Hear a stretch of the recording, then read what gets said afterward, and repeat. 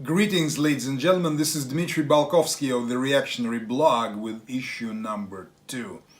In my first video, we discussed sort of positive misconceptions that exist about Russia, about gold in Russia, and the role it plays in Russian political and economic life.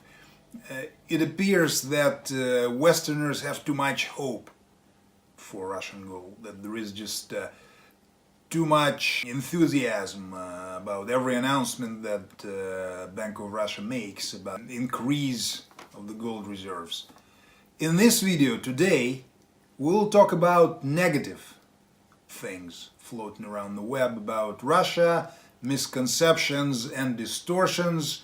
And it pains me greatly to say that the video I'd like to discuss today, authored by none other than Tucker Carlson of Fox News, and I must confess that I like Tucker a lot. He is a talented journalist, probably one of the very few intelligent journalists on TV in the United States or Russia or anywhere in the world. I've been watching Tucker's show religiously almost every day on YouTube since its inception a couple of years ago.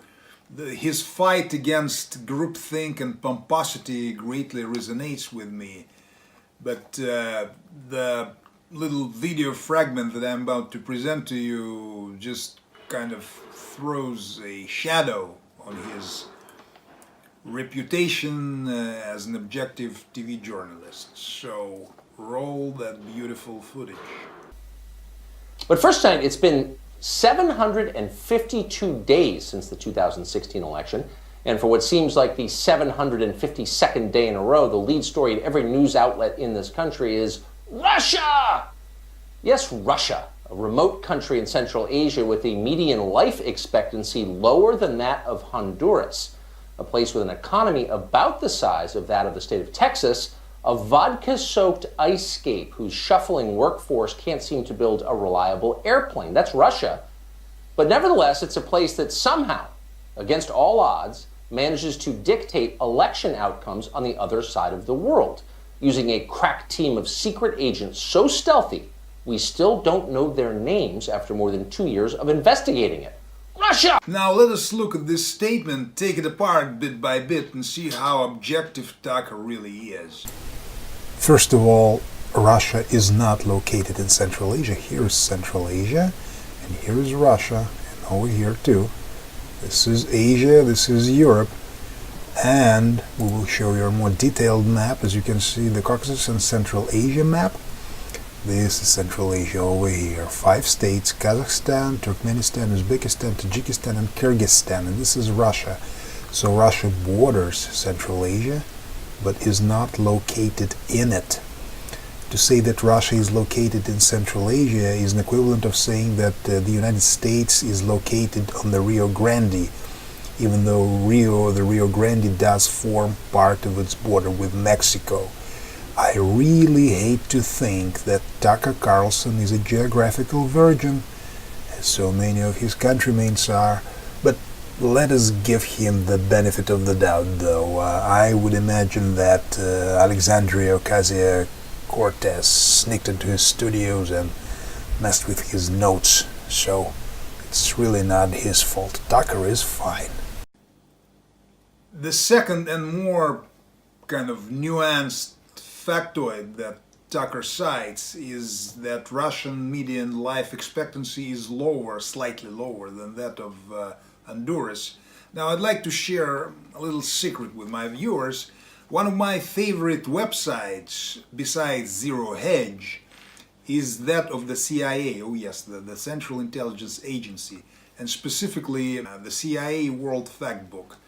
Let them call the CIA a secret society of newspaper readers, but they do maintain and regularly update an excellent database on every single country and territory in the world with hundreds upon hundreds of entries and comparative tables on every single imaginable issue or characteristic in the sphere of economics, politics, demographics, society, military.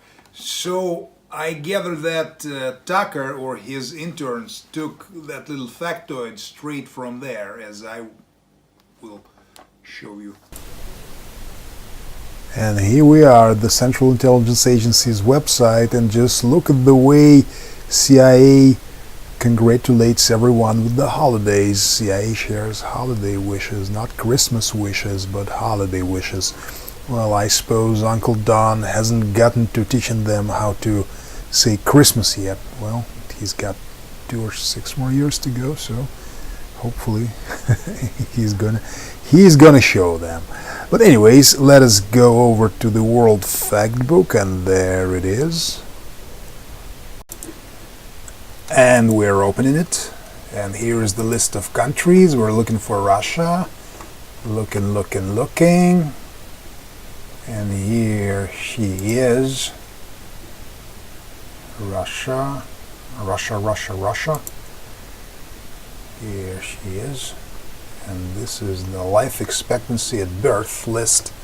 I'm just going to make it a little more visible. Here is the country comparison to the world list, and Russia is number 155 on this list. So we're going to go over to this list now. And Tucker is absolutely correct. Russia is below Honduras, even though they both have the average life expectancy of 71.3 years, but it is slightly below. So he is correct here, but let us look at the number 1. I suppose it's Monaco with 89.4, and number 223 it's Afghanistan, 52.1 years. So, but where is the United States on this list? Where is the land of the free, home of the brave? Probably in top 10. Let us look. Oh, here she is. Number 45. Well, it's quite modest. 80.1 years. So, the United States has beaten Russia by a little less than 9 years. And what we see here is that the United States is below every single developed country in the world. Well, that's really nothing to write home about, because from the way Tucker paints the picture, one may conclude that the life expectancy in the United States is 100 years, and in Russia it is, 45 years. But the gap isn't really that great. And for the sake of fairness, let's look at the situation historically. According to TASS news agency, which is the Russian state news outlet, we were living just slightly above 69 years in 1990. Then you see the plunge down to 64.5 years in 1995, the Yeltsin's bottom. And then we started growing, and yes, we've gotten over 71 years in 2015. We should commend the CIA for being fair. As of today, the life expectancy estimate, according to Russian statistical sources, is about 72 years. So CIA is probably slightly underestimating, but it's close. It's very close, so that's good. The situation with vodka soakins is very similar. As you can see here, the Zero Hedge has just published a piece titled "Russians are turning their backs on vodka," and they have a very interesting graph in this piece. Let me show you this here. The blue line is the consumption of hard alcohol, which peaked at about 9 liters in 1995, and I've just mentioned that the bottom of life expectancy in Russia was just happened at the same year. So, quite a coincidence, I suppose. It was 4.68 in 1990, and it's just plunged 3 to 3.25 liters today. So that's, quite a change, enormous change, I would say. And it really is true from, from just a day-to-day observation. People above 45 are still drinking quite a lot, quite a few of them, those who can. Not as much in Moscow anymore, but in the provinces they do. But people younger than 30 they're just completely different. So there has been a sea change here. But how does Russia really compare with the rest of the world when it comes to drinking? Are we the hardest drinking country in the world? Well, I found a very nice infographic called Boozing Within Waters showing the top 10 of countries by pure alcohol consumed per capita. And we're looking at it right now, and Russia is on the list. But it's not number 1, it's number 5. And the Czech Republic and France are number 4 with 11.8 liters consumed. Russia is number 5 with 11.5 liters. Ireland, Luxembourg, and Germany follow really closely behind with 11.4, 11.3 liters consumed. And the United States of America is number 25 with 8.7 liters consumed per capita. So what does this list tell us? It certainly shows that Russia is not the drunkest country in the world, for sure.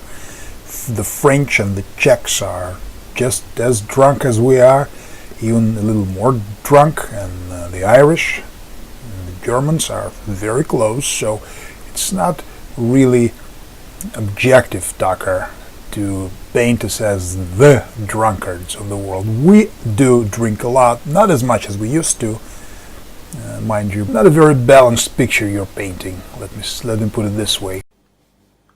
But is Russia ahead of the United States in anything besides ballet and caviar?